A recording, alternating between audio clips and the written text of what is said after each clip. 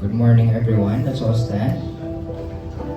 I have here Matthew chapter 4, verse 1 until 4. It says here,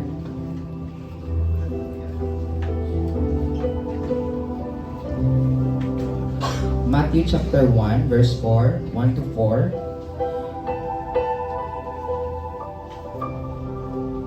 Matthew 4, 1 to 4.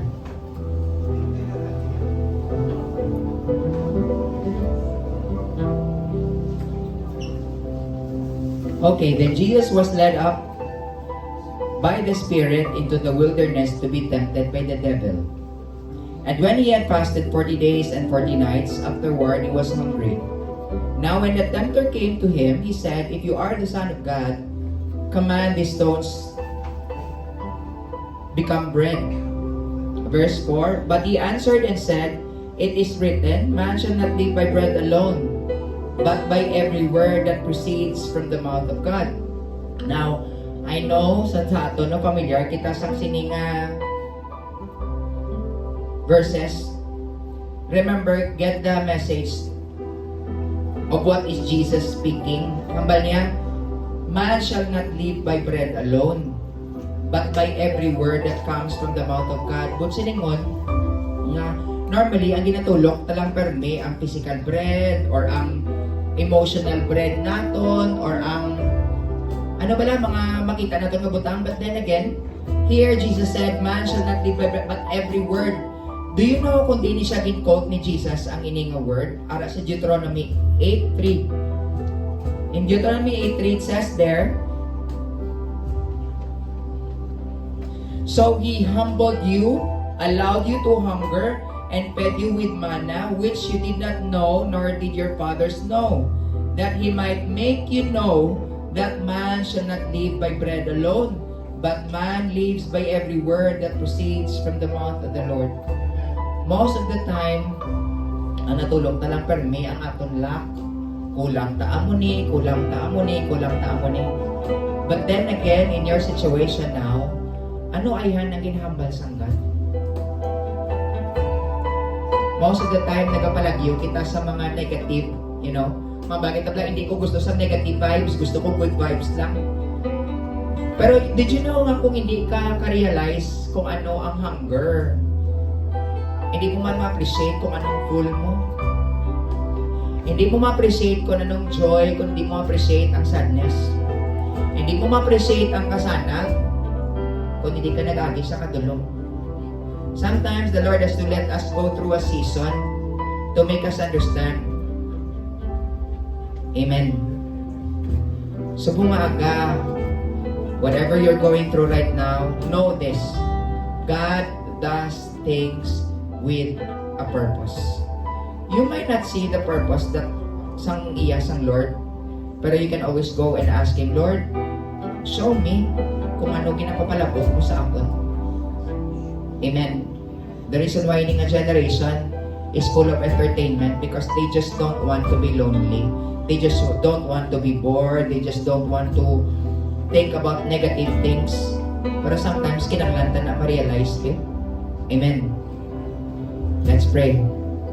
Father, today, as we are gathered here, Lord,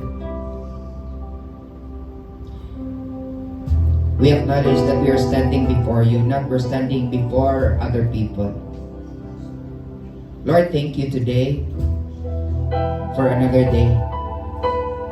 Thank you, Lord, for another day we're going to enjoy your blessing, your love, your peace, your joy, your provision.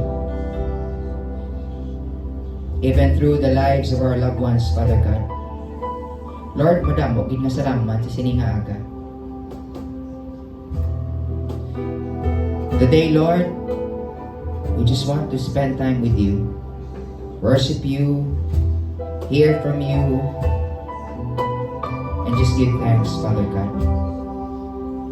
Lord, madam, gid nga salamat sa sininga aga. Thank you for your presence in our midst. Thank you for your healing. Thank you for your deliverance. Thank you for the strength and protection. Have your way, Lord. Have your way, Father. We give you praise in Jesus' name. Amen. There your love unfold as you open my eyes to the world of your hand. When I'm blind to my way, there your spirit will pray. As you open my eyes to the world of your hand. As you open my eyes to the world of your hand, oceans will part, nations come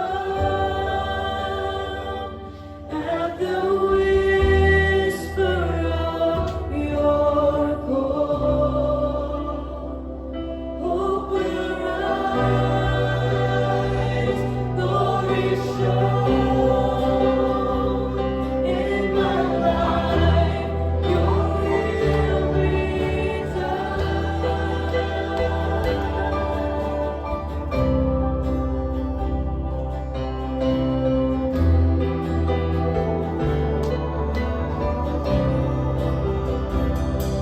presence of past, Lord, your mercy will last.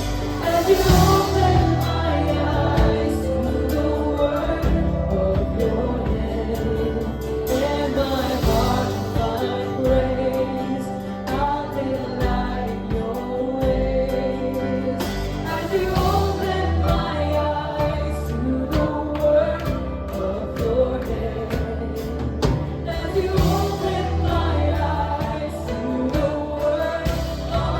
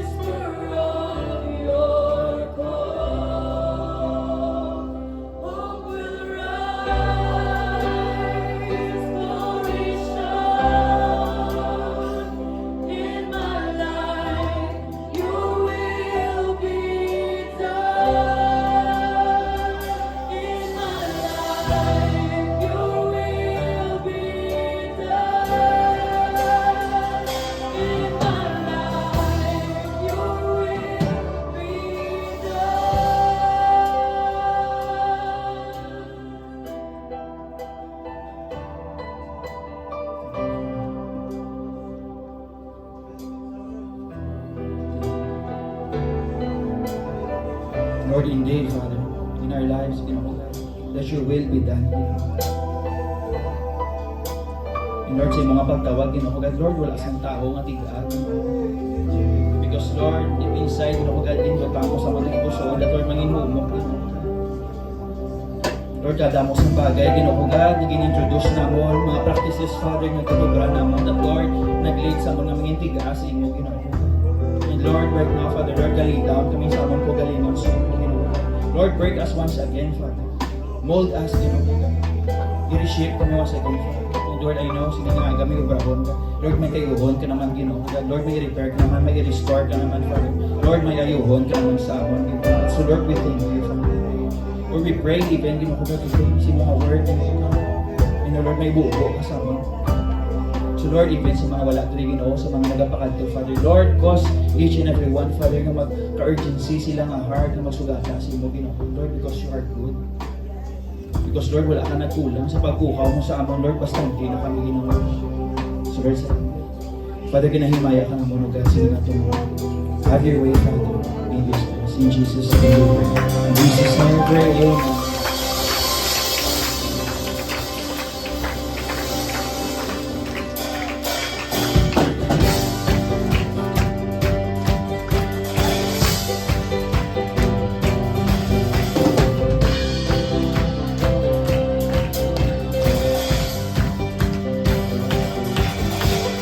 Here I am, I've come to find you. Here I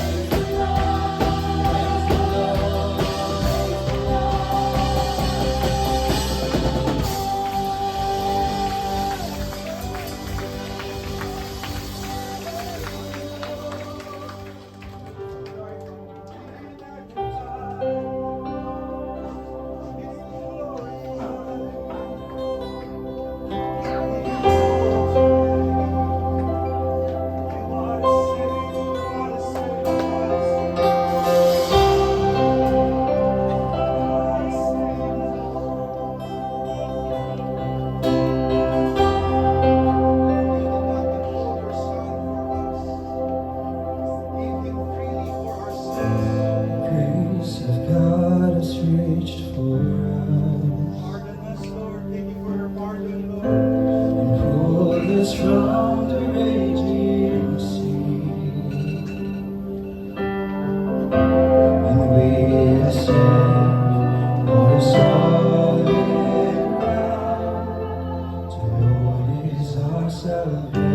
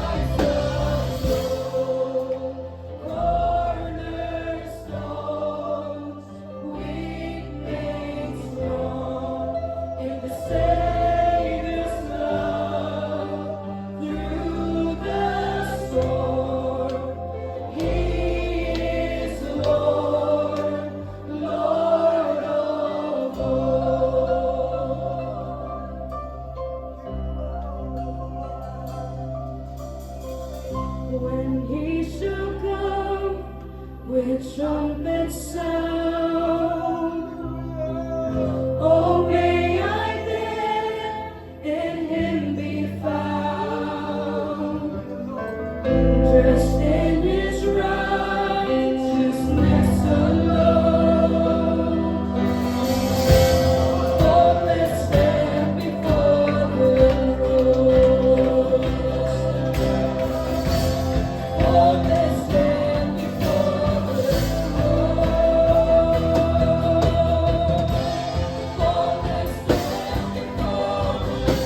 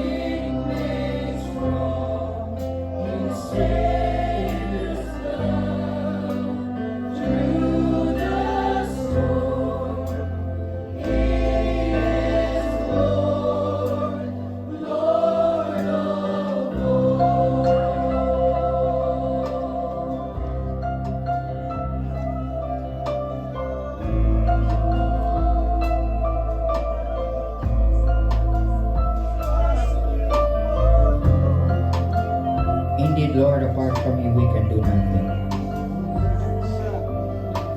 You are the vine and we are the branches. You are the chief cornerstone that many rejected, Father. Jesus Christ, the chief cornerstone, has been rejected by many. But Lord, today we acknowledge that you are the chief cornerstone of our lives, O God.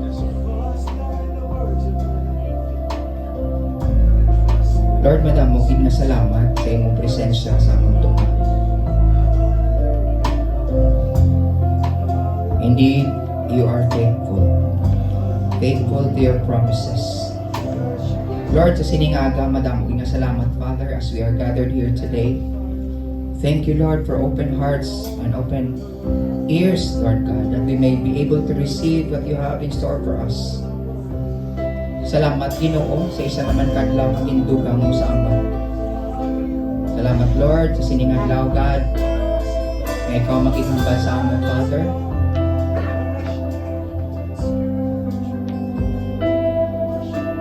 Thank you for your presence, O God. Thank you for your goodness. Thank you for your provision. Thank you, Lord, for your protection, Father.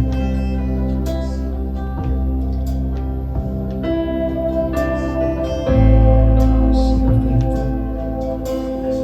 You are faithful, Father God. You are faithful. You are faithful. You are faithful. You have always been faithful.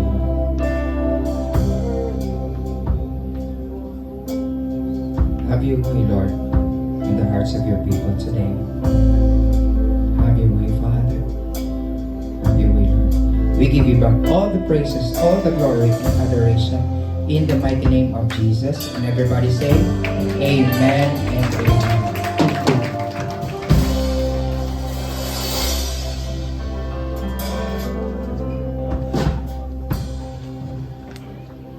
Okay, good morning everyone. Naging bahaan din. In the spirit. In the spirit. Okay. Sige ah. Ma-chill tagamay kayo yung mga worship team, mga pianay. Mga timbra sila na kape para makamamati sila. Anyway, this morning, magtatagalog muna ako ng konti, ha? Para wag sabihin ng mga bisita natin na binibenta ko sila. Okay. So, of course, this morning, we will have a speaker. And he has been, I realized that nung dumating siya, he's been a disciple since 2010. But, he was not the first one. I mean, yung una kong disciple, yung kapatid niya. But he is the one who remained. Anyway,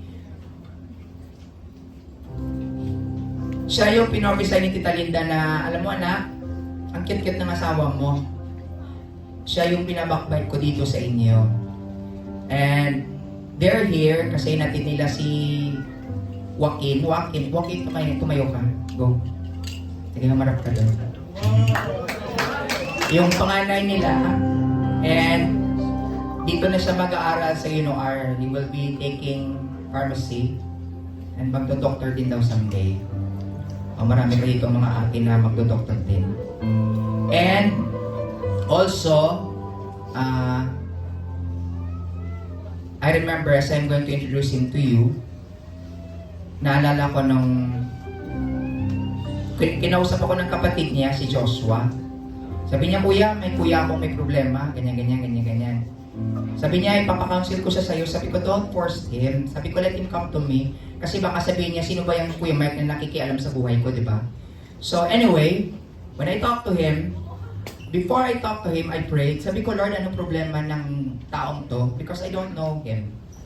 Then the Lord gave me this phrase. Kukuha siya ng exam, papasa siya, at mapopromote siya.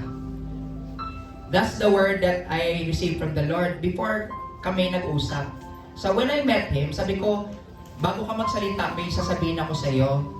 Sabi ng Lord, kukuha ka ng exam, papasa ka, and mapopromote ka. I know he is a seaman. And then, sabi niya, kuya, baka hindi na mangyari yun kasi pabalik na ako ng Maynila, sasampa na ako ulit, wala na akong pera. So, sabi niya, baka mangyari yan next year. Sabi ko, teka muna. Sabi ng Lord, kukuha ka ng exam, papasa ka, mapopromote ka. And, I was never moved sa sinabi niya na next year. Anyway, pabalik niya ng Maynila, i-receive a news na hindi siya papasampahin sa barko pag hindi siya nakakuha ng exam. Sabi niya, kuya, mukhang kinakabahan ako sinabi mo. Sabi ko, kuha ka ng exam, papasa ka, at mapopromote ka.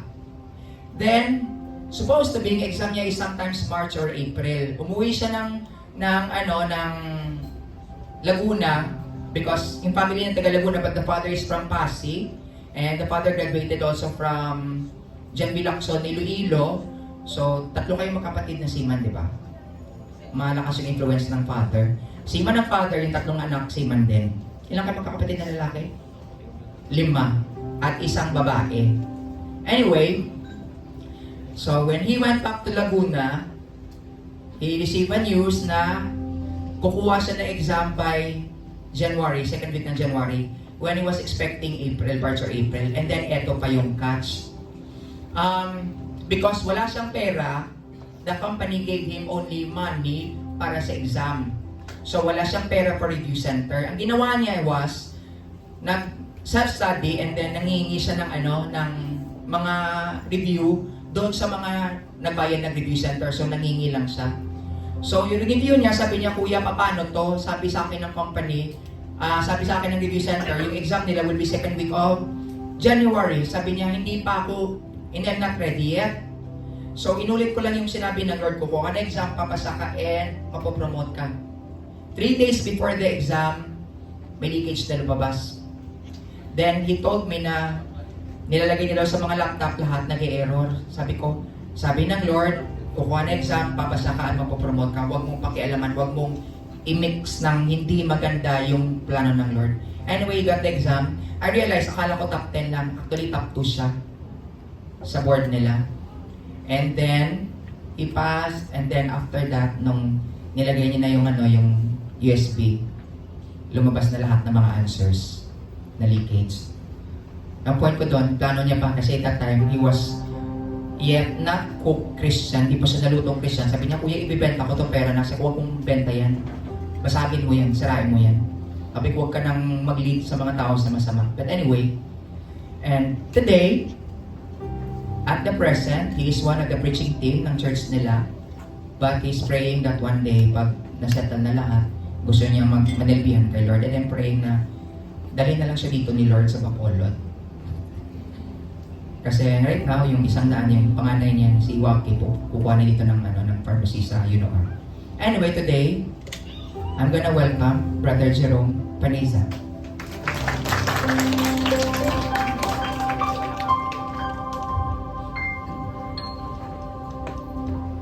Blessed Sunday po sa ating lahat. Kahit baulan po ay nandito po kayo. Purihin po ang Panginoon sa buhay nyo. Pagpasensya nyo na po medyo paos.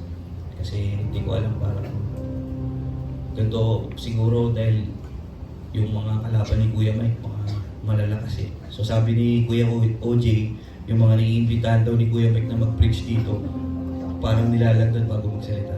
Anyway, thank you kay Doc OJ kasi binigyan niya ako ng gabi. So, every time po na pumupunta ako dito sa Bacolod, actually sa Iloilo nga po ako graduate.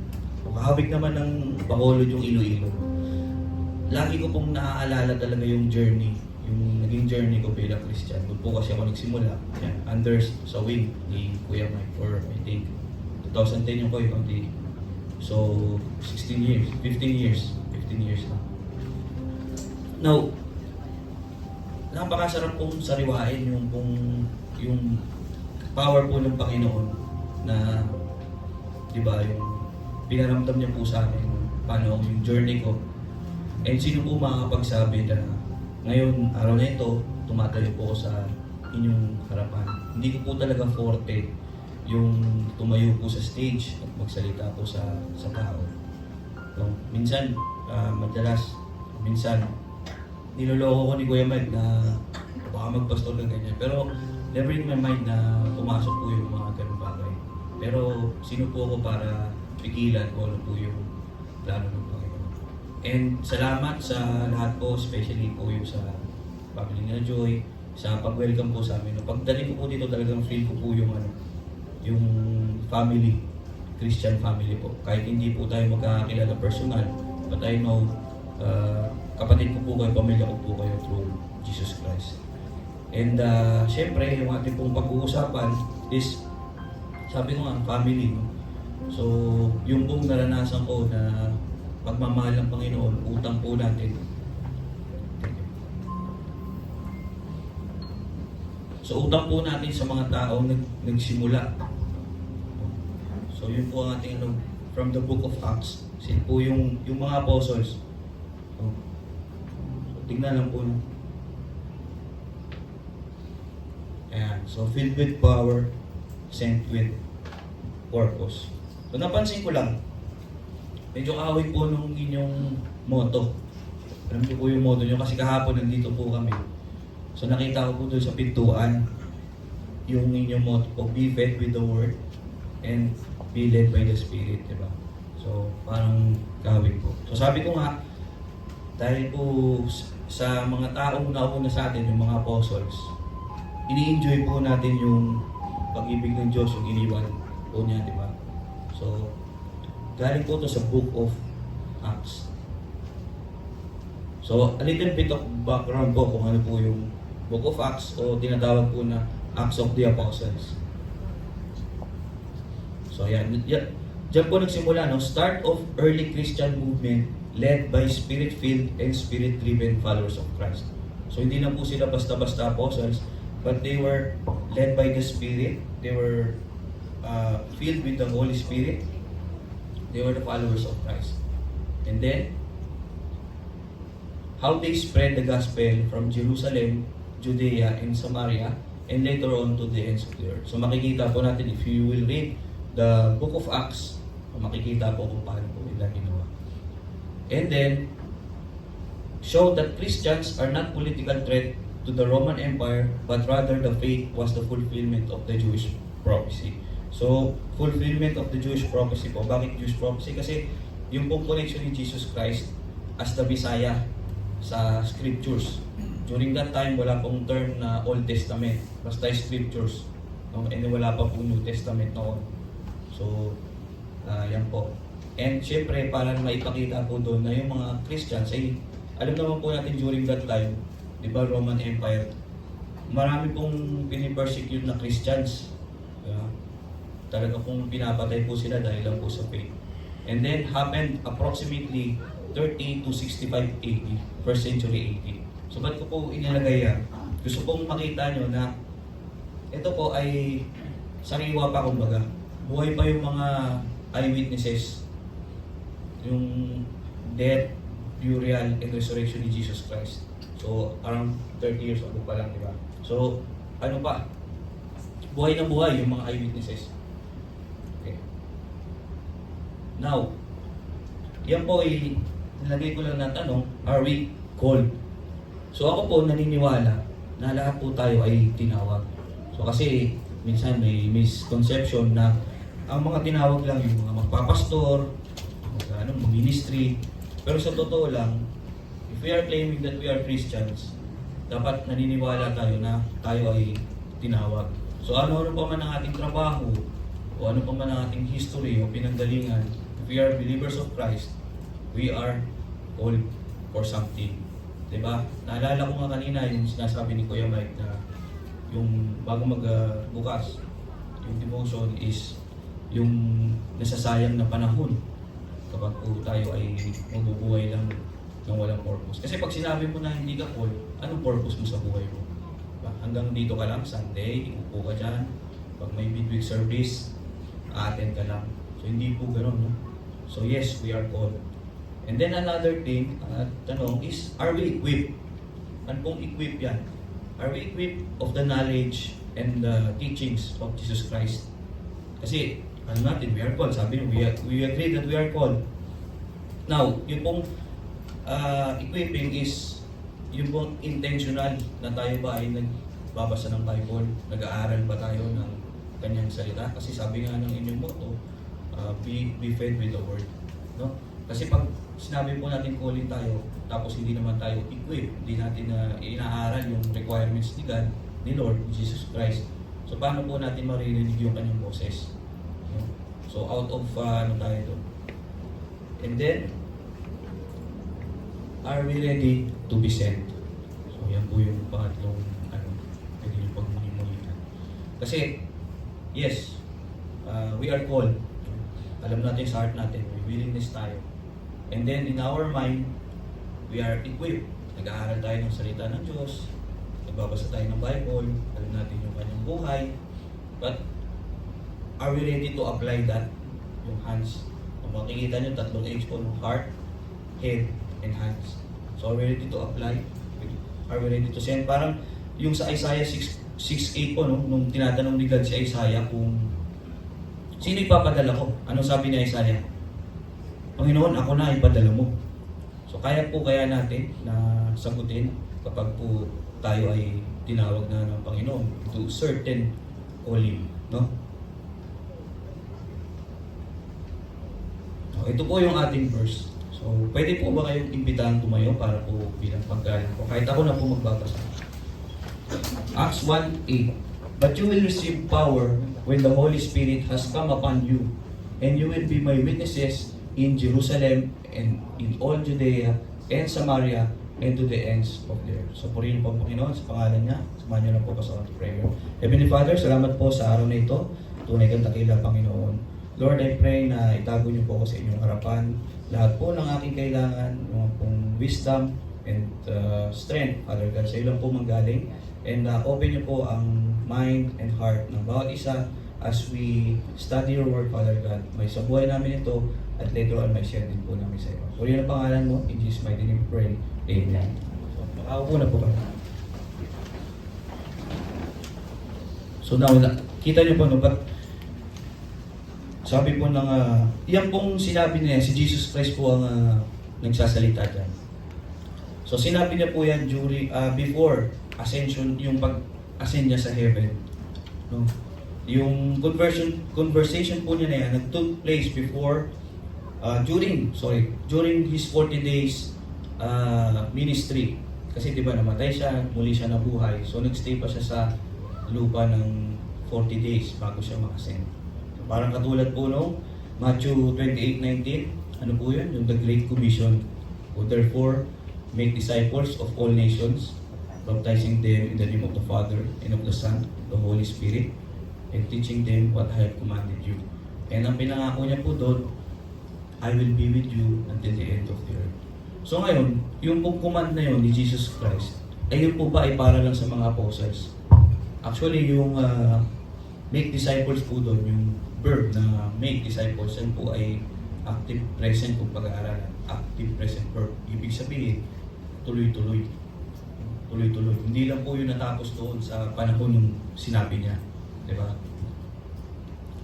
So, how can we be successful in spreading the gospel? So kung mapapansin niyo po, ito pong yung kaninang verse, yung Acts 1:8, nasa first part.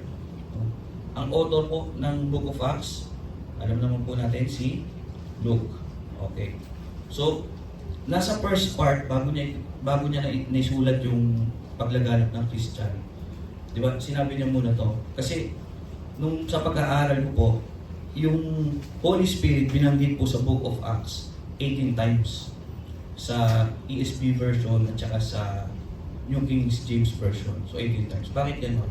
Kasi gusto niya po ipakita yung importance po ng Holy Spirit in spreading the gospel. So tingnan po natin itong verse na to.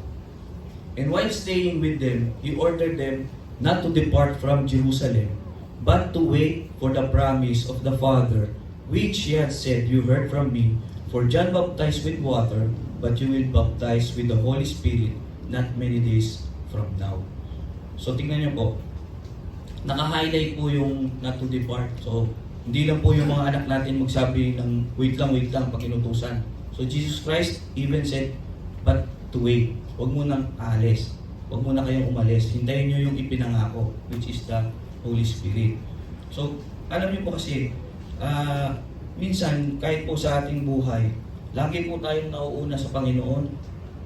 Kahit hindi lang po yan sa ministry, no, hindi lang po yung sa mga apostles. But in our life application, minsan madalas po nauuna tayong magdesisyon. Hindi man lang natin hihintay yung ng Holy Spirit, yung guidance ba. So kaya nangyayari, pagka nagkaroon na ng problema, saka ka palang magpe-pray. Saka ka palang late, the worst pa, sinisisi pa natin yung Panginoon sa nangyayari. So nangyayari kasi hindi tayo yung still na makikingin muna sa Kanya bago tayo gumawa ng mga desisyon sa buhay natin. And then, baptized with the Holy Spirit. Sorry. Baptized with the Holy Spirit. So ito pong baptize, from the Greek word baptizo, ang ibig sabihin, immerse. Kaya nga di ba, pag nagbabaptize tayo, nilulubog. So hindi lang basta ibinigay yung Holy Spirit, yung baga, lilubog ka pa sa Holy Spirit mula ulo hanggang paa. Di ba? And then, another verse, when the Spirit of truth comes, He will guide you into all the truth, for He will not speak on His own authority, but whatever He hears, He will speak, and He will declare to you the things that are to come. So, kitang-kita po natin yung isa sa trabaho ng Holy Spirit is yung guidance. Kaya mahalaga po talaga yun na hindi tayo pauna-una. No? Now, tingnan po natin ito. Ito po yung unang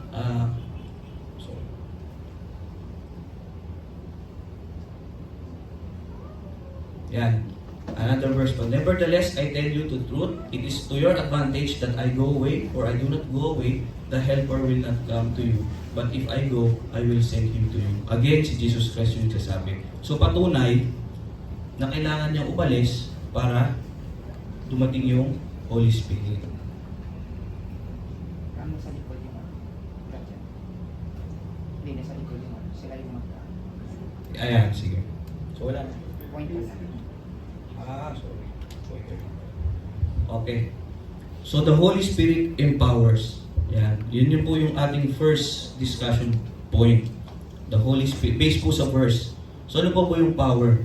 So yung power from the Greek word also, dunamis. Meaning, empowering presence, inherent power, ability or strength that enables someone to accomplish something. So yung dunamis po from dynamo rin, no? Dynamic, ibig sabihin. So yung power is talagang malakas, dynamic, no? And then inherent power, when we say inherent power, ibig sabihin built-in. Eh bro, bakit built-in? Sabi mo yung power galing sa Holy Spirit. Well, when we accept Jesus Christ, yung Holy Spirit talaga pupunta sa atin. We are filled with the Holy Spirit, narinig niyo po yun, di ba? Pero, dapat hindi lang po tayo filled with Holy Spirit. Kailangan, we are driven by the Holy Spirit. Siya nga ang nag-guide eh. Kaso, many times, hindi po natin sinusunod yung guidance ng Holy Spirit. No? Huwag po kayong mag-aano doon sa mga sinasabi na pag tumanggap na, dyan yung Holy Spirit, okay. Tapos automatic ka na, magbabago ka na. Meron po kasi tayong tinatawag na free will at hindi pa kikilaman ng Panginoon yun. Although yung Holy Spirit na nasa atin, tinanggap natin, yun ay mag-guide sa atin. Mag-guide sa atin. Kaya, yun po inherent power. Next slide. Yan. Ngayon, tingnan po natin, gusto ko lang ipakita to, yung nangyari nga during that time, yung sa mga apostles. So ano ba yung ano? Kasi hindi lang naman nila power yun eh, yung mga apostles. Kasi kung maaalala nyo, yung mga apostles during, kasama pa nila si Jesus Christ physically, nasa kanila na ba ang Holy Spirit during that time? Kaya nangyari nga, di ba, nung inarrest si Jesus Christ, nagtakbuhan nga sila. Diba? Nagtakbuhan. At malinaw kanina pinakita na sabi ni Jesus Christ, mabuti pang umalis ako para dadating yung Holy Spirit. So, nung wala na si Jesus Christ, ito, nung nag-ascend na, dumating na yung pinangako, which is the Holy Spirit. Now, as per Corinthians, 1 Corinthians, yung epistle ni Paul, may siyang binanggit doon na yung mga gift of the Holy Spirit. So, kinuha ko po yung mga yon, tapos tingnan natin kung nangyari ba talaga during the spreading of Christianity, yung sa Book of Acts. So, wisdom and knowledge. Peter's sermon. Alam naman po natin na yung mga sermon ni Peter ay punong-puno ng wisdom. Next. Paul's letters and epistles. So, alam din po natin, full of wisdom. Yan nga po ang ating binabasa eh. And then, Peter and John before the council. So during that time, maraming beses din si Peter at saka si John na tinutuligsan ng mga Sadducees at saka ng mga teachers of the law. So ang equivalent noon, sabi nila, yung mga Sadducees nung panahon na yun, equivalent po sa atin siguro yung mga magagaling na abogado, mga authority, may mga authority. So biruin niyo po, haharap sina Peter at saka si John sa mga taong yun. So ang dala-dala nila is yung Holy Spirit. Kaya nga po pag binasa niyo yun, nang binabanggit mo na doon, then Peter filled with Holy Spirit. Diba? And then, next po, faith. Faith. Nangyari po ba yun? Of course. So despite persecution and threats, they remain faithful. So nung time na si Peter at saka si Peter ay kinukundina ng mga teachers of the law during that time. Diba? Sabi, sinabihan ko na kayo na wag na kayo mag-preach, di ba? Pero nung sabi ni Peter, sabi niya, we rather obey God rather than men. So matibay po yung kanyang ano to. And then, Stephen. Kilala niyo po si Stephen? O isa pong believer din during that time. He was put to death by stoning. Pero kung babasahin niyo po yung nangyari na yun, di ba? Ang sinabi nga nun, yung sa, nung binabato siya, para yung sinabi niya kay Jesus, sinabi ni Jesus Christ noon na, sabi ni Jesus Christ, Father, forgive them, they do not know what they are doing. So parang gano'n yung sabi ni Stephen, di ba? Sabi niya, Father, receive my spirit, tapos wag mong iano sa kanila yung kasalanan nila. Do not take against them. Tapos ang banggit pa nga doon sa Bible, then he fell asleep. So yung verse na yun, hindi sinabing he was died. Sabi, ESV. So sa ESV sabi, he fell asleep. So ganun ka peaceful. Diba? Ganun ka peaceful. And, of course, yung Paul's conversion and his strong declaration of faith. So alam naman natin si Paul hanggang pinugutan ng ulo rin, diba? So, Ayan, yan po yung mga nangyari sa faith. And then, healing. So, meron doon, pinakita, the lame beggar. So, may healing. Next po. Sick people placed outside the streets. Ito po, nung nalaman ng mga tao na dadaan si Peter, nilabas po nila yung mga may sakit sa street. Tapos anong sabi nila? Kahit man lang madapuan ng anino ni Peter. So ganun katindi ang healing, nung power of healing during that time ng mga apostles. And then next, miracles. So may perform miracles ba during that time? Yes, many miracles and wonders were done through the apostles. And Paul's conversion. No? Yung pag-convert po. Kasi yung Paul's conversion, siyempre kukonsider na miracle. Kasi alam naman po natin si Paul. Ano po pangalan niya dati before? Saul. Number 1 tagapatay ng mga Kristiyano. Tapos biglang naging apostle of the Gentiles. Diba? And then Paul and Barnabas performed miracles. Next. Prophecy. So nangyari pa noon? Yes, Agabus. Believer din. He was the one prophesied famine. So dahil sa prophecy niya yan, natulungan niya yung mga believers na makapag-prepare doon sa famine. And then, ano pa yung na-prophesize niya? Yung pagkakulong ni Paul. And of course, prophets in Antioch, including Barnabas and Simeon. So next, discernment. So 7 lang po, discernment. So nangyayari ba noon? Yes, the Bereans examined the scriptures. Ito po, gusto ko pong i-emphasize, yung Bereans. Nung narinig po nila na nagtuturo si Paul at saka yung apostles, narinig po nila, bilib na bilib sila nung naparinig nila. And then sabi nila, tignan nga natin, i-double check nga natin ito sa scriptures. So dapat ganun din po tayo. No? Kaya kung mapapansin nyo po, nilagay ko yung mga verses para I encourage you na pag-uwi nyo, since we are considering this as Sabbath, di ba? So ang Sabbath is hindi lang po yan yung upo dyan Sunday, but of course rest yun, di ba? And during your rest, basahin nyo po yung pag-aralan nyo po sa bahay kasama yung pamilya nyo. Para So ganun po, yung mga ginawa ng mga Bereans na yun, kinonsider po yun as noble. Yung kanila pong pag-double check. No? And then, the apostles discerned the motives of those who claim to be believers such as Simon the magician. Mamaya, bibigyan natin ng diin yung discernment na yan. Kasi, ang discernment po, hindi po yan yung puti, tapos itim. Hindi po discernment yun.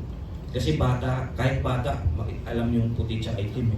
So, ang discernment, white, at saka medyo parang white. Yun po ang discernment. Kasi, parang yung tama at saka mali, hindi discernment yun. Alam mo na yun eh. Yung discernment, dapat tama at saka mukhang tama. So, ang example po, yung pwede kong may bigay example dyan, yung last year. Actually, dapat ako po ay mapopromote na last year na sa akin po trabaho, chiefmate mo sana. Kaso lang, natapat na in-invite kasi ako ng church to be part of the preaching team. Dahil po yung aming head pastor doon ay bata-bata pa. So, master's invite in biblical studies. So, yun ang gusto niya. So, namili siya. Wala pong volunteer yun. Kumbaga, pinili niya yung mga kung sino yung napupusuan niya. So, napasama ako doon. So, may choice ako na yan, actually, nangyari na. So, in the middle of training namin, nag-start kasi kami noong May, natapos around September. Pasasakayin ako dapat noong August with promotion na. So, ang nangyari, kailangan ko mag-decide. Pero pag pinili ko yung promotion, hindi ako makakasama, hindi ko matatapos yung So, ang mangyayari, hindi sana ako nakatayo dito sa inyo. Ewan ko na lang kung i-invite pa rin ako ni Kuya Mike mag-preach. Kung diba? Anyway, so ang hirap po ng desisyon na yun, although alam ko po in my heart yung nilagay ng Panginoon kung ano dapat yung piliin ko. Pero siyempre, alam naman po tayo, minsan sasabihin natin, Lord, kung may dadaan talagang pulang kotse, ibig sabihin yun na yun. So hindi po yun ang ganun, no? So lumapit po ako sa mga, saan po ako lalapit? Siyempre sa mga godly people. So isa na po dun si Kuya Mike, nagbigay po ng napakatibay na, kilala nyo naman yan, si Kuya Mike, walang explain yan. Nung tinanong ko, hindi ko pa kasi sinasabi yung sitwasyon, sasabihin agad, hindi ko kasi sinabi sa kanya na, nag-undergo ko ng preaching training eh. So, sabi niya lang, huwag ka muna sumakay, doon ka sa huwag ka muna sumakay. So, wala pa siya. wala mo lang explain. So sabi niya lang, alam mo, matagal na tayong magkakilala. If you are spiritual, alam mo yung sinasabi ko. Basta feeling ko talaga, word of God sa'yo is, huwag ka muna sumakay. So yun. Tapos yung aming head pastor, siyempre, inuna ko kasi si Kuya Mike dahil pag sa head pastor ko, baka mamaya bias. Di ba, sasabihin. Siyempre, may program kami ginagawa, baka sabihin niya, bro, huwag mo muna ngayon. So inuna ko si Kuya Mike. Nagkataon naman, 1,000 distance yung miles away, parehas po sila ng advice, tapos yung mga binitawang verse, back up by the verse, so parehas po. So, God is speaking, di ba? So, ayan, dapat ganun po. Kasi kung titingnan, pinag-pray ko rin yun, yung promotion, pinag-pray ko yun. Matagal na rin po yun. So, kung titingnan mo, wala namang mali. Di ba? So, yun po ang discernment. Next, 7 tongues. So, nakita po natin, disciples speak in different languages to declare God's word, God's wonders. And Gentiles speaking in strange tongues and praising God's greatness. So may tongues din po nung time na yun. Now, yung pong gift na ito, ng gift of the Holy Spirit, kitang-kita po natin during the book of Acts. Doon po sa nung time ng mga apostles, they were visible and undeniable. So hindi po matatanggi yun. So throughout the ministry of the early followers of Christ, kitang-kita po natin yun. Next slide po. Now, how can we say that we are witnesses of Jesus Christ? Sa verse din po na yan, kasi sabi ni Jesus Christ, wait, dadating yung ipinangako, pag dumating, then you will be my witness in Jerusalem, Judea, Samaria, and throughout the world. So tingnan po natin, pag-usapan po natin yung ano na yan. Next slide. Yeah, witness. Christians should be witnesses for Christ. So, ang meaning po ng witness, martus, testify to what they have seen, heard, or experienced. Someone who bears testimony or evidence of the truth. So, hindi po mga chismoso yung mga apostles. So, meron pong pinakahawakan. Truth, yung po kanilang mga narinig, yung kanila po mga na-experience. So, yun po ang witness. So, sa atin, bilang mga Kristiyano, usually yung mga unbelievers po, yung mga kapitbahay natin usually na mga unbelievers. Hindi naman karamihan nagbabasa ng Bible. Agree po ba kayo doon? Di ba? Actually, may mga Christian yan, hindi rin nagbabasa ng Bible. Sorry, pero di ba, katotohanan eh. Ngayon, ang Bible po na nababasa nila, yung mga unbelievers ba, alam niyo po kung ano yung mismong Bible na nababasa nila? Yung pong buhay natin. So ano pong pipiliin nyo? Ang sasabihin sa inyo, Kristiyano, kaya yan ganyan. Ano? Kasi Kristiyano yan sila. Or, sabihin, ay ano ba yan? Kristiyano pa naman. Diba? So, mamili po kayo kung anong... Hindi ko naman pinopromote yung pakinggan nyo yung sinasabi ng iba. Pero ibig ko lang sabihin, nakikita po kasi nila, witness nga eh, dapat we are claiming Christians eh. So, dapat nagre-reflect po yung character ni Jesus Christ sa atin. No? Kasi yun po ang nababasa nila eh. And enable for us to evangelize properly at effective, kailangan makita po sa buhay natin yung mga ano natin. Kaya sa mga preachers at saka sa pastors, mabigat pong hagok, no? Dahil yung sinasabi po na yung walk the talk, yung practice what you preach. So ganun po. So hindi lang po yung limited sa mga pastor at saka sa mga preachers. Dapat po sa lahat ng mga members po. No? Ngayon, pagdating naman po sa hindi naman po natin kailangan i-convince yung mga tao sa calling natin. Hayaan po natin yung consistency natin. Yun po, no? It speak for itself. So hayaan po natin mangyari po yun. So next. Yan. And we are witnesses to the things, and so is the Holy Spirit whom God has given to those who obey Him. So, sasabi po dyan, being witness, kailangan po tayo po ay mayroong obedience din. So hindi lang po yung nakasanayan natin na faith alone. Well, talaga namang faith alone. Pero si James, sinabi po yung klase ng faith na kailangan, di ba? Yung dynamic faith, yung nagpo-produce po ng good works, di ba? Kasi nangyari lang po kasi Ephesians chapter 2 verse 8 to 9 lang palagi, faith alone. Nakalimutan yung hindi na isasama yung verse 10 na tayo ay ginawa ng Panginoon, expected tayo ng good works, no? Kasi pag mamaya, Lord ka nga. Tapos pagdating mo naman sa langit, member ka pala ng INC. Alam niyo po yung INC? Hindi po yung Iglesia ni Cristo, hindi po yung pagdating niyo po doon, member ka ng I Never Knew You Club. Tapos sasabihin mo, Lord. Di ba sabi nga ni Jesus Christ, not all Lord, nagsasabi ng Lord will enter the kingdom of heaven. So yun po, kailangan may obedience and repentance. So ang tanong po, kasi yung Holy Spirit, yan, binanggit ulit yan. Crucial, sabi ko nga kanina, crucial po yan sa para po sa mga effective witness. Ito. So tingnan po natin. Okay, sige, dyan lang po. Ngayon, ang tanong ko po, yung kaninang mga pinakita, yung 7, actually, hindi naman po limited lang doon yung pong gift of the Holy Spirit. Pero according po yung sa 1 Corinthians chapter 14 or 12. So, now, nangyayari pa po ba yun sa panahon natin, yung mga, yung mga gift of the Holy Spirit na yan? Amen. Diba? Amen. So like for example, wisdom and knowledge. So nangyayari pa po ba yan? Of course, nangyayari po yung wisdom and knowledge.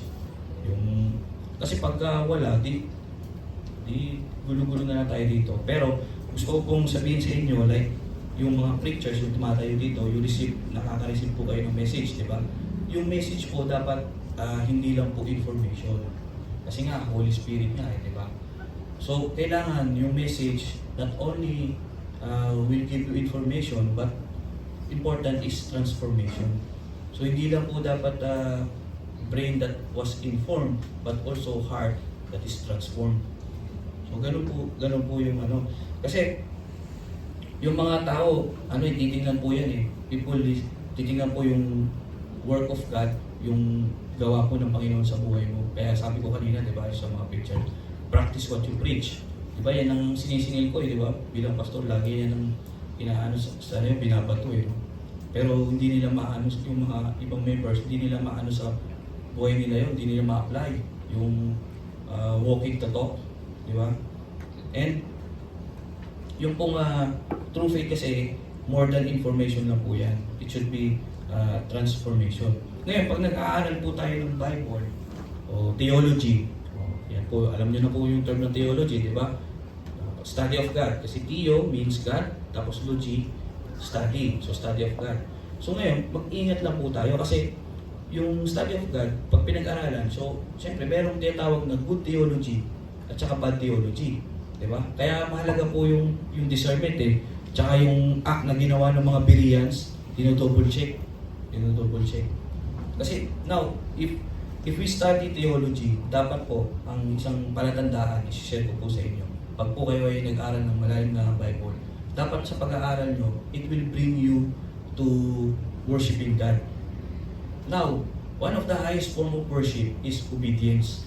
Obedience and repentance. Dapat doon, pag-aaral kayo ng salita ng Diyos, doon tayo napupunta. Hindi yung nag-aaral tayo, tapos feeling natin, ang dami nating alam. Ready na tayo sa mga controversy, at saka sa mga conspiracy. Di ba, minsan may mga ganun yung, tapos magagawa ng mga content, i-debunk daw yung mga ganito-ganyan sa Bible. So, hindi po ganun, no?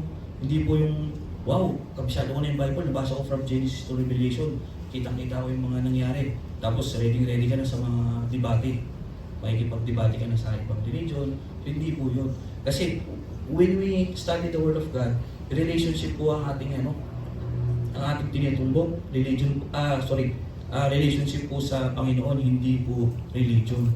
Diba? Kaya minsan sa mga church members, no, excuse me, pero pag halimbawa, na-offend ka sa church, ano po usually na nangyayari?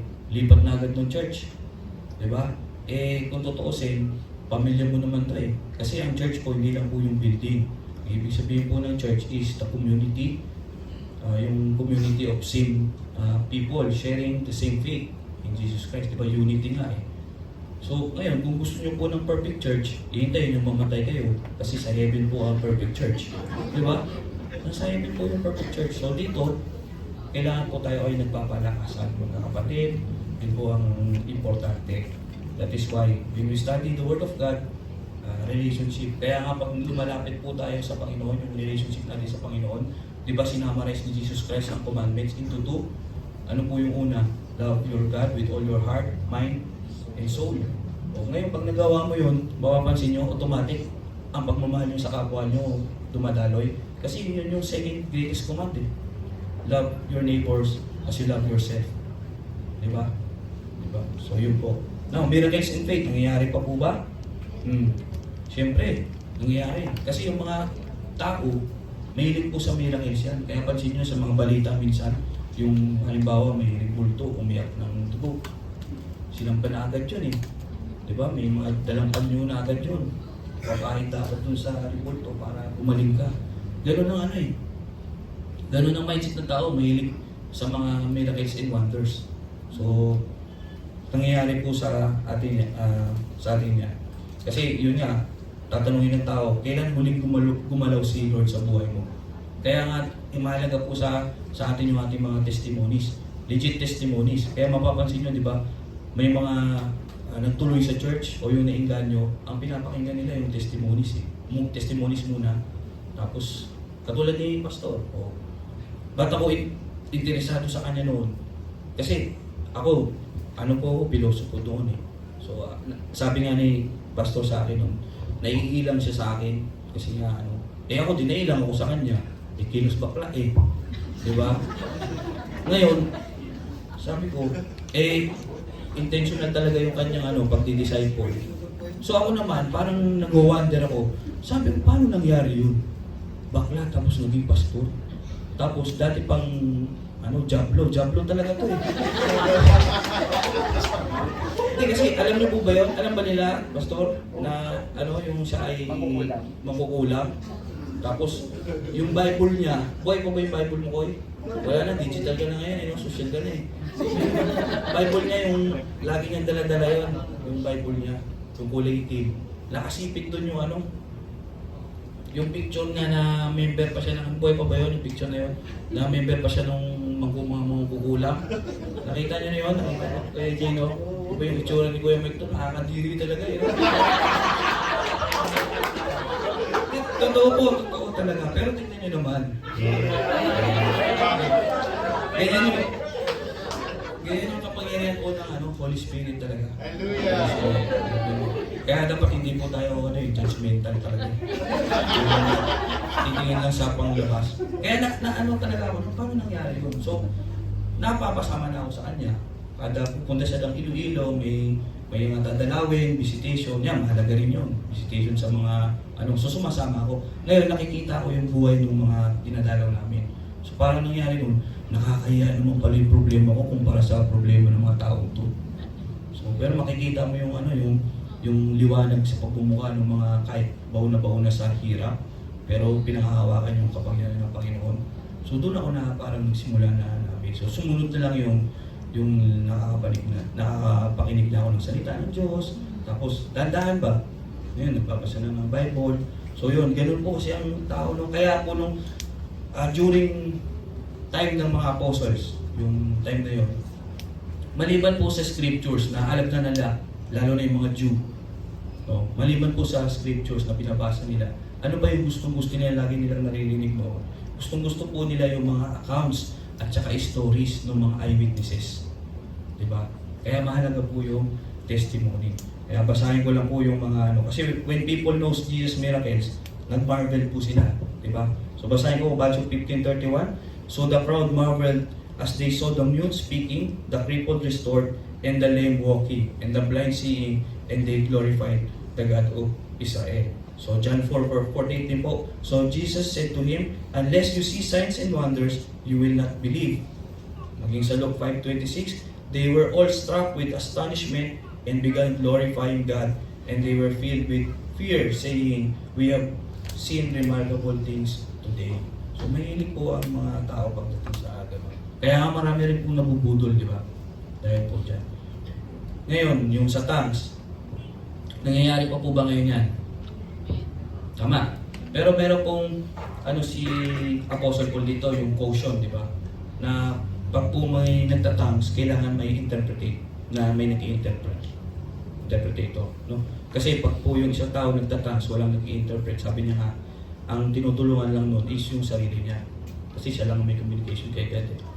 Pero pagka may nagtatangs, kailangan talaga may nag-i-interpret. So ang isang example ng tongues na is yung, for example, ako dito, bigla ako nagsalita ng German. Hindi naman ako marunong mag-German. Tapos meron pala sa inyo dyan na nag-German. So yan, yun yung mga tongues. Kasi di ba sa panahon nila, nung nag-preach yung mga apostles, ilan po ba yun? Parang, I think more or less 20 na languages ang ng mga apostles nabanggit. Kasi iba-iba yung audience nila eh. No? Iba-iba yung mga audience nila. Tapos na sambit nila yung mga sambit nila yung mga languages nung So yan, ano nangyayari? And healing, nangyayari po ba yung healing? Of course, nangyayari pa po yan. Pero naniniwala ko po kung kinakailangan. So nangyayari siguro yung malamang sa mga remote places, yung malayo po yung access sa doktor. Kasi for example, lang ministry tayo sa bundok.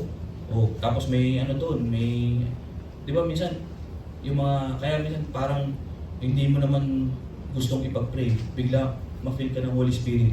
Bigla mong ipinag-pray, tapos gumaling. Yun, mga ganun. Pero sa atin, dito sa accessible naman tayo. So hindi po ito yung katulad sa napapanood natin sa YouTube, sa Facebook na pila-pila yung magpapahil, tapos yung pastor, talagang yung may mga ganun pa doon, tapos nung pinag-pray, tumumba, naglaad na, nakatakbo na. So, hindi po ako masyadong sa ganun, ewan ko lang po sa inyo, pero dapat we have to be discerning. Tapos ang nangyayari doon, hihingi na ng mga donation, no? Tapos malaman-laman mo, nandun na sa sabungan yung pinagaling. No? Kasi, tignan po natin sa Bible yung mga pinagaling. Dapat yung mga pinagaling, dapat po ang response po niyan, gratitude and praise. Di ba? Many people express thanks to God and praise Him for their healing. Ganun po. Tapos faith and trust. Healing often lead to increased faith and trust in God. So, number 3, following Jesus. Some people follow Jesus after being healed, becoming His disciples. So, ganun po dapat yung response nung napagaling. Di ba? Kasi, yung katulad po sa Bible, di ba, yung may pinagaling si Jesus Christ, nasabi nga ni Jesus Christ, huwag mo na ipagsabi. Pero nanakbo agad sa town, di ba?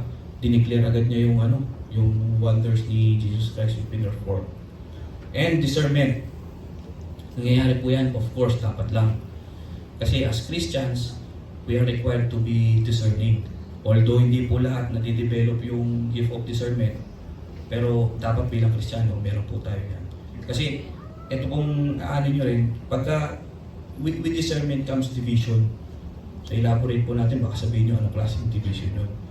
Kasi pagka po yung people ay nag-seek to be discerning, he must be willing to suffer the effect of division. Anong klaseng division to? Like for example sa tao, o dito sa church, yung tinatawag po na alam nyo yung naniniwala pa kayo kahit sa church, merong yung mga wolf in sheep clothing. Diba? May ganun. So, paano mo madi-distinguish yun kung hindi ka discerning?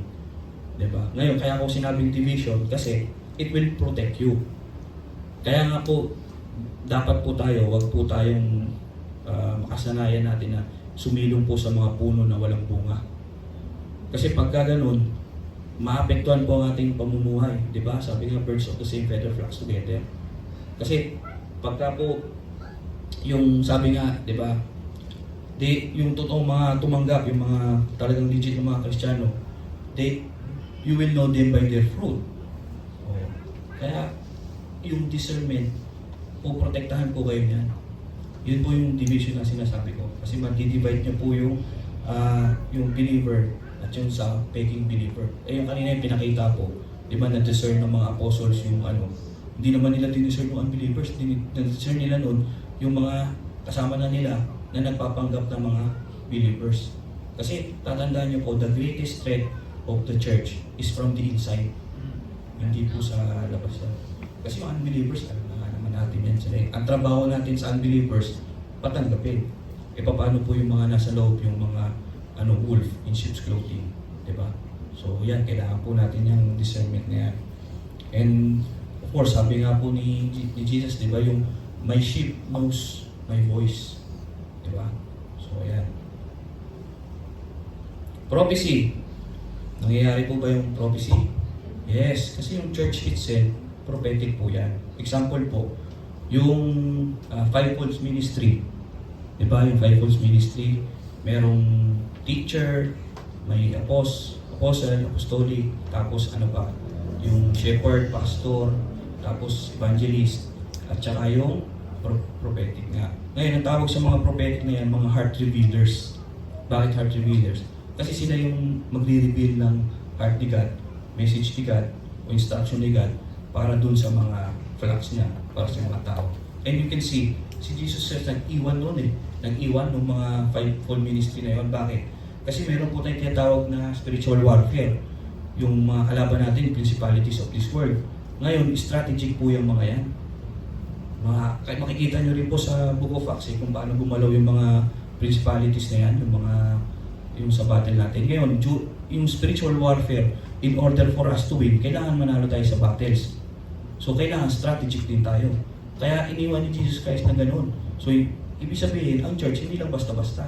May mga ganun. E ano pa pong maganda doon? Pag na-identify po kasi natin sa church, o pastor, yung mga may gift, yung mga ganito, siyempre doon ka lalapit pag may problema ka. Like for example, yung teacher. Ano ba yung ano ng teacher? Mga anong tawag sa nila, yung light giver. Kasi yung may gift of teaching, sila po yung magaling mag-interpret ng Bible. O ngayon, pag may katanungan tayo sa doktrina, pwede tayo lumapit doon. O yung mga shepherds sa pastor, sa puso naman yan. Ngayon, kapag ikaw ay may feeling ka ng uncomfort or mga ano sa buhay mo, yan ka lalapit. Kasi pag hindi nyo pa recognize yung mga yan, meron nangyayari, hihingi ka sa kapatiran mo ng, let's say, prayer request. No? Bro, sis, pag-pray mo naman ako kasi ganito, ganyan. So ngayon, napunta ka dun sa wala akong discernment, napunta ka sa, sa World with Sheep's Clothing. Anong mangyayari dyan? Baka na-chismis ka pa, hindi ka lang pinag-pray, na-chismis ka pa. Uy, alam mo ba si lumapit sa akin, nagpa-prayer request. Yung anak niya pala, di ba?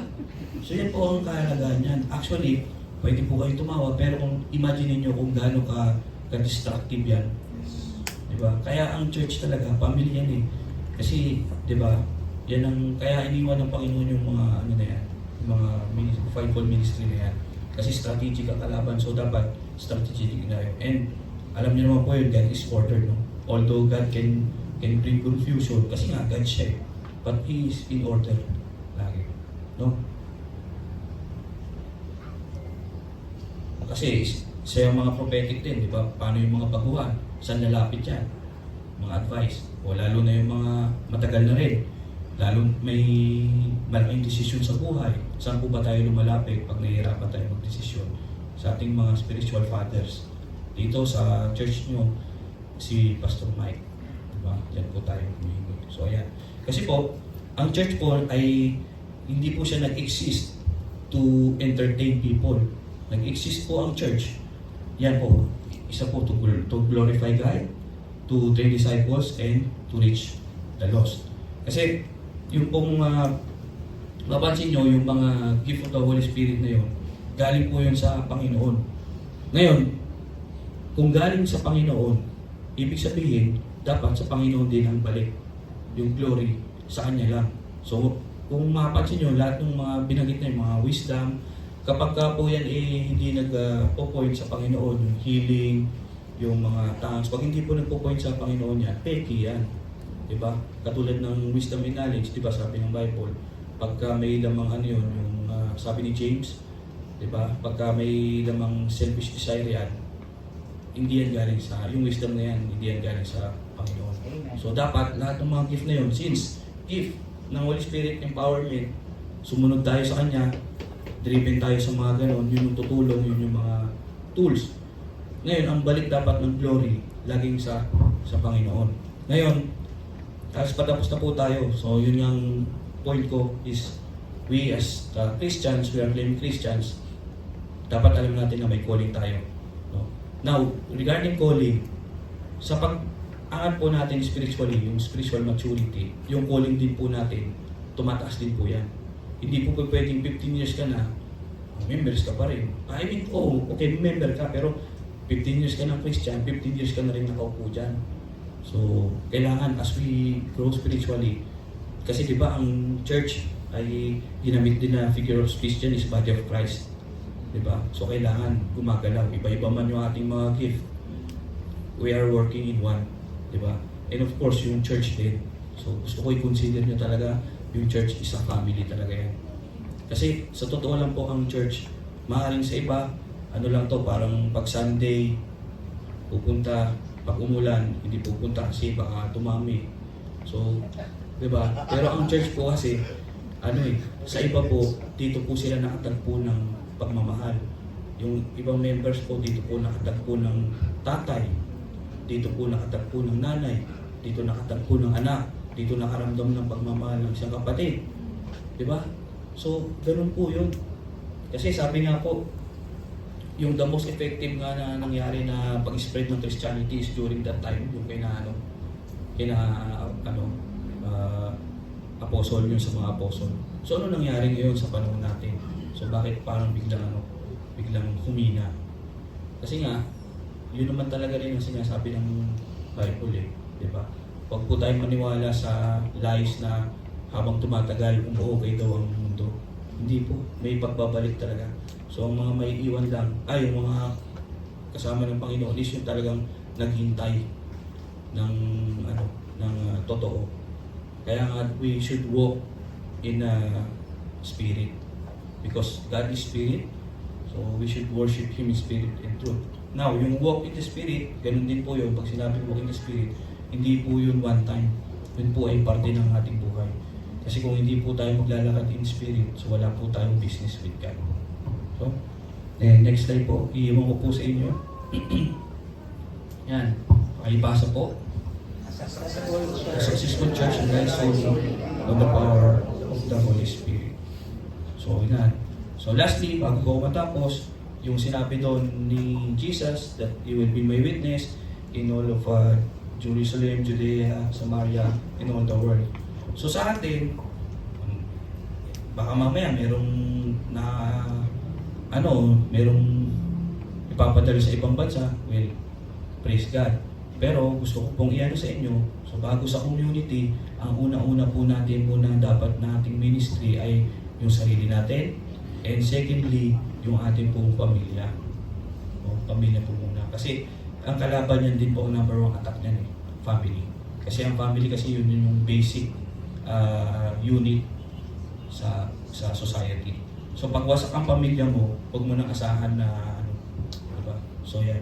Ngayon, anyway, kahit anong wasak pa yan, kahit anong wasak pamilya, pag nilapit po natin sa Panginoon yan, He will restore. No? Ako po, yung aking pong anak, nandito na po. Ayan. Ano po kasi, anak ko siya doon sa una kong partner. So alam po ni Pastor Mike yung buhay na yun. Bilang seaman, umuwi po ako na may problema. Alam niyo na po. Yan. Kaya nag-iwalay kami. Pero actually, inayos po ng Panginoon. So nandito po yung aking asawa na naging more than hindi man siya biological mother ng aking anak. Pero nandun po yung puso ng isang ina. So sa Panginoon po lahat ng pasasalamat po. So yun lang po. Maraming salamat po sa inyo. Pero, kaya ako po wala kayo munang ipag-pray. Pag-pray ko po kayo. So, bow our heads po. Heavenly Father, salamat Panginoon sa buhay ng mga kapatiran ko ito, Panginoon. Lord, hindi ko po alam kung ano po ang kanilang mga pinagdadaanan, but ikaw lang po, you are all-knowing, alam niyo po ang kanilang pinagdadaanan. Panginoon, humingi po kami ng kapatawaran sa aming mga pagkukulang, sa aming mga kasalanan. May mga pagkakataon, Panginoon, kami man ay mahina, kami man po ay hindi na po sumasagot sa tawag niyo, Panginoon. Patawad po, Lord. Dalangin ko po na ibalik niyo po, Panginoon, yung sigla ng pagsilbi namin sa inyo, Panginoon. Ikaw na pong bahala sa mga panalangin nila. Pakinggan niyo po kanilang mga prayers, Father God. And we give you all the glory and all the praise. At lahat-lahat sa iyo, Panginoon. In Jesus we pray. Amen.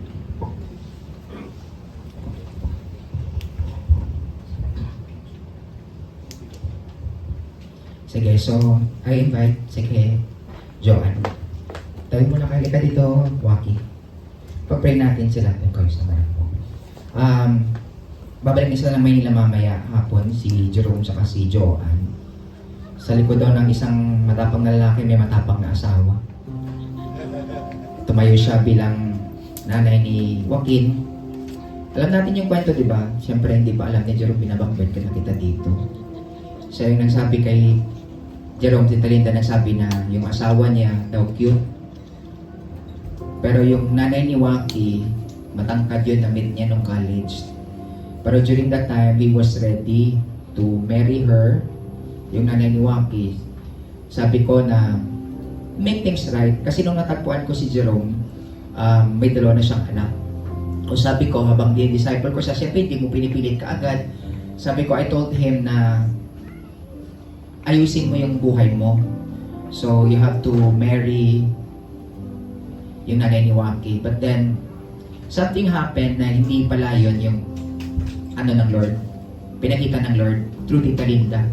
So, nakita kami kasi mahilig ako, if you notice sa Facebook, mahilig akong magtagalong ng mga disciple to let them see how I do ministry. So, nung nakita siya ni Tita Linda, sabi niya, anak, ang cute-cute ng asawa mo, ganyan. Tapos, classmate mo nung high school, I never thought na si Joanne yung magiging asawa niya. Pero Joanne is in Laguna, umuwi si Jerome doon dahil nga sa sama ng loob, kasama yung dalawang anak. Then Joanne came. I know it was the word of the Lord for them. Nung nagpakasal siya kay Joanne, I know it already. Alam ko kasi na, at saka after that, may mga bagyo pa rin dumating sa buhay nila. Pero I always stand, balik tayo doon sa word ng Lord. Anong word ng God? Kasi pag may word ang God, kahit anong bagyo dadaan, tatayo yun. Amen. Negosyo, trabaho, always ask kung anong word ng God. Sa kanila, tumayo. Ngayon, sabi ko, this time, si Joaquin maiwan dito. He is the firstborn. Sa promise ko kay Lord na sa mga anak ng disciple ko, magdi-disciple pa rin ako kung buhay pa ako, dito na si Joaquin. He will be staying with us. And let's pray for them. Ang nakita kong similar dito na walk kay Jerome is si Jaeb.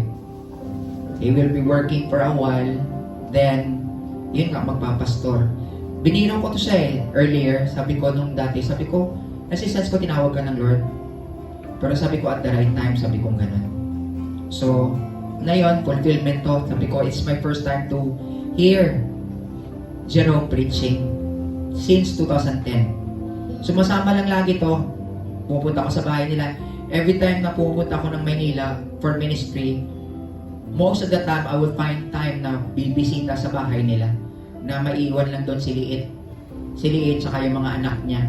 Pero pag nandun, dumadala ako. Pag matimingan ako na open ako na umuwi si Jerome, I would visit. By the way, siya yung nag-visit sa akin na nag-iwan ng isang karton ng pasalubong sa kulungan.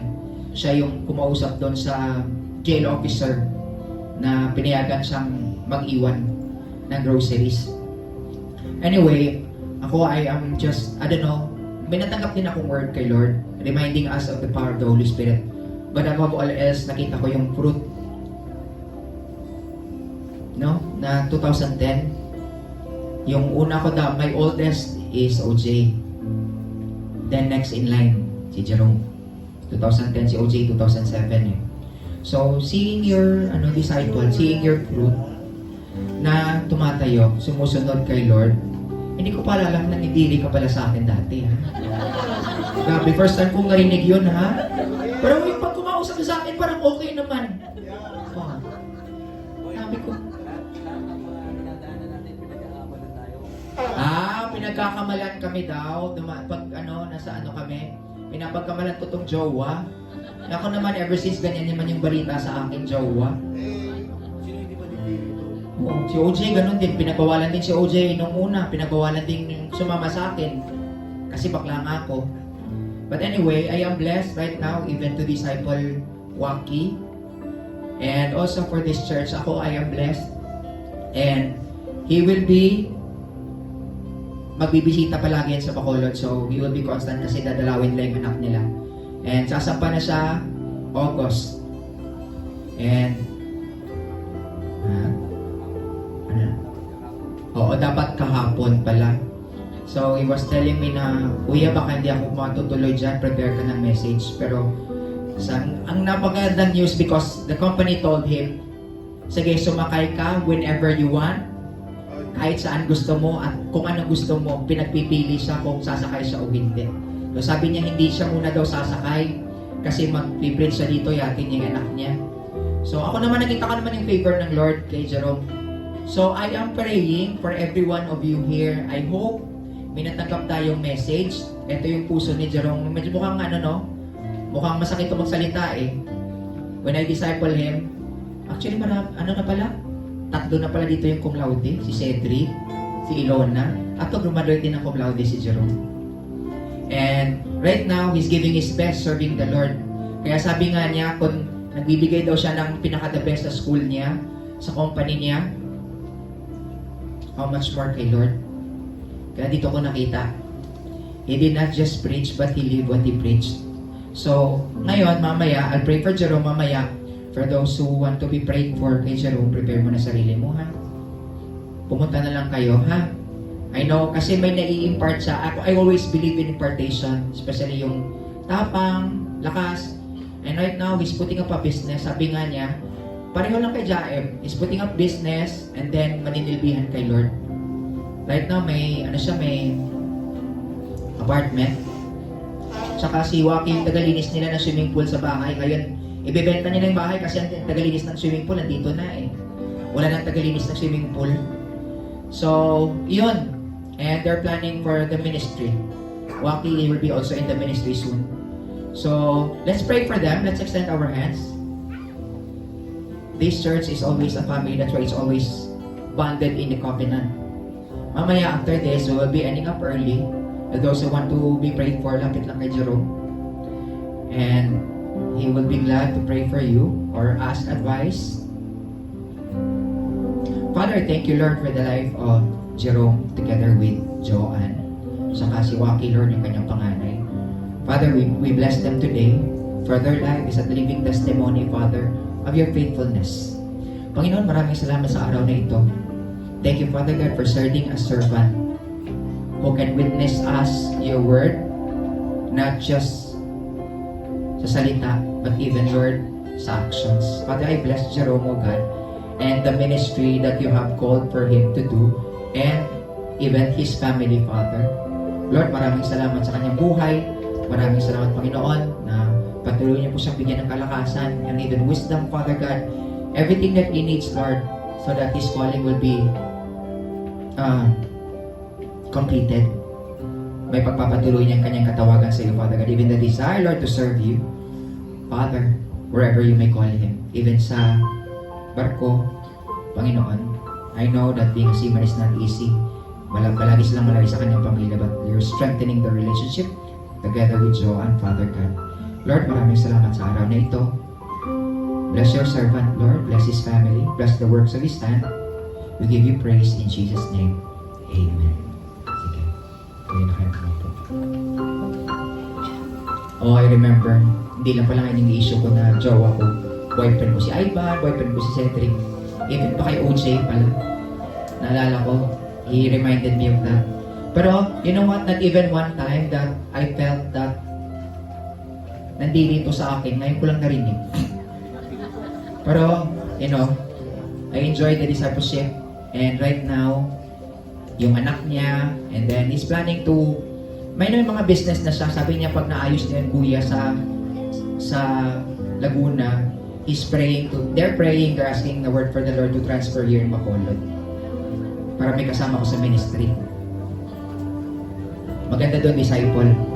So today, we're going to continue to worship the Lord through our finances, to our tithes and offering, or kung meron ka mang first fruit or seed, please come over.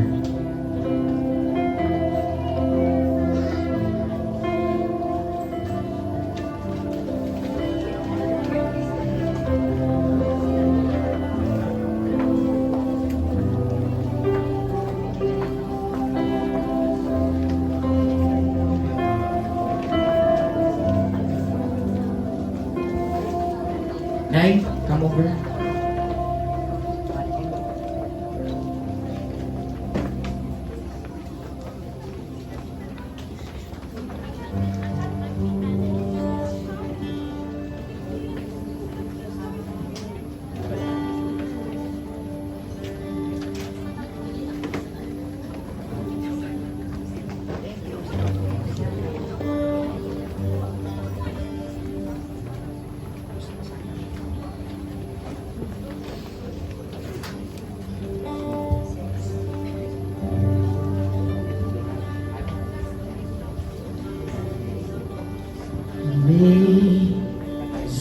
Amazing grace, how sweet the sound that saved a wretch like me.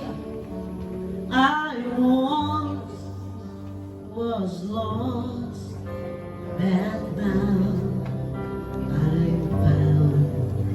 Was blind, but now I see. 'Twas grace that brought my heart to fear, and grace my curse relieved. How precious did that grace appear, the hour I first believed. Many dangers, toils, and snares I have already come. This grace that brought me safe thus far, and grace will lead me home. The Lord has promised good to me. His word, my hope, see it cares. He will my shield and hope shall be, as long as life endures.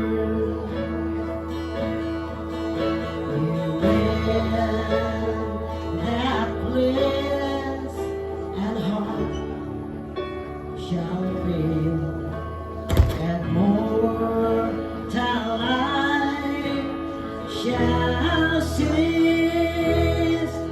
I shall resist within the veil of life and peace, in the hour that will lead me home.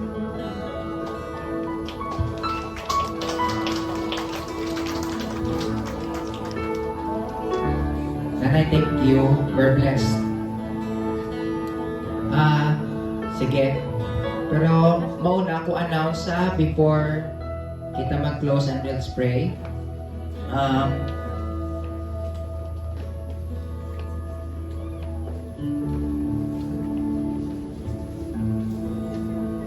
Thursday, may Bible study ang online with Tita Rita. This coming Thursday. Also, I know daw ka sa Gunsod ni siya. Aton anniversary will be on September 13. That's a Saturday. Gimutan atong Saturday, no? Pero may ara kami upcoming Feast of the Lord, the Feast of Trumpets. When Tita Rita asked me kung gusto mag-join, there will be alamutan for dinner. Pero it is not obligatory, hindi ka mo ginapilit. Pero to those who wants to join, please contact nyo lang si Kesha. Nabalon nyo siya nga, this is for the Feast of Trumpets. Pero as for how much, i-announce lang namon further para at least kapanigana kita. To those who want to join, I'm not sure yet kung diin or where, pero usually sa Feast of the Lord, Tita Rita na si Tito Patrick ang in charge because permit nila ginahimo every year. Just like what we did na ligan, ano to gani? Na Passover. Yes. So nag-Passover tadi sa church, I'll ask Tita Rita pa, pero we have the Feast of Trumpets coming September 22. So basi matingala ka mo nga daw sa Gunsod, but it's ng Feast of the Lord. So to those who wanna join, let me know, ha? And it's open to all sa gusto mag-join. Pero kung hindi ka join, okay lang din. Hindi man na magwinan, pogi points mo sa langit, ha? I just want to celebrate the goodness of the Lord, okay? So let's all stand. Let's raise our hands and receive the blessing of the Lord. And after this, during some after announcement, you can go to Jerome and whatever manadali na din ni Lord sa inyo. Okay? May the Lord bless you and keep you. May the Lord make His face to shine upon you and give you peace. May the Lord continue to guide you. Bless the works of your hand, your family that you represent here. And may the Lord continue to give you strength and give you good health and protection. Labi na gid sa sining nga season nga tag-ulan. And the Lord may protect your household sa mga baha, abong ano ba na nga mga untoward incident. All this in Jesus' name we pray. Amen. Good morning. So please settle down for some announcements. So habang ko nila, we only get to receive the anointing of those we honor. So I hope that we honor the mouthpiece of God today. Listen closely and keep the word of God in our hearts until nga magpulit kita karon. But before that, let us be reminded with some of our announcements. So for our weekly activities, so we are having our worship service every Sunday that starts at 9 o'clock a.m. And we also have our BJMPGN ministry at La Carlota. So for those who are being led nga mag-support sa Sininga Ministry, you could go directly to Kuya Mike, message him kung gusto nyo mag-support sa aton yung ministry. And also, ang hamba ni Kuya nga, every second and fourth Thursday of the month, we are having our online Bible study through Tita Rita sa Zoom. But however, if there are any changes yet sa aton nga schedules, nag-stand na si Tita Rita sa aton nga official nga GC.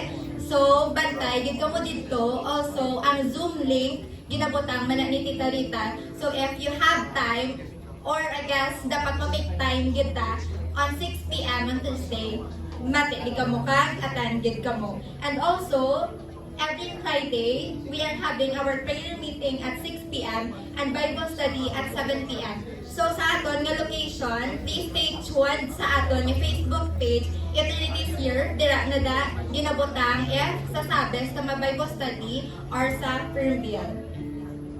Also, let us be reminded sa aton nga some instructions. So let's be the doer of the word. Keep in mind lang yun. Next.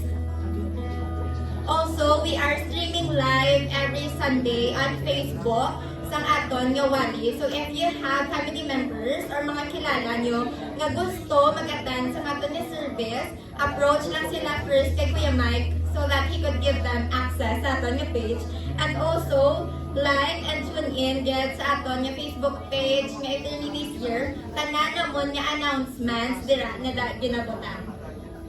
And also, for those who are being led to join in the ministry, kindly approach amon nga production team head, si Jocelyn, or si Zedric, nga amon nga drummer. So, may it be sa worship team, sa production team, or any ministry nga dira ka mo gitawag, just approach us.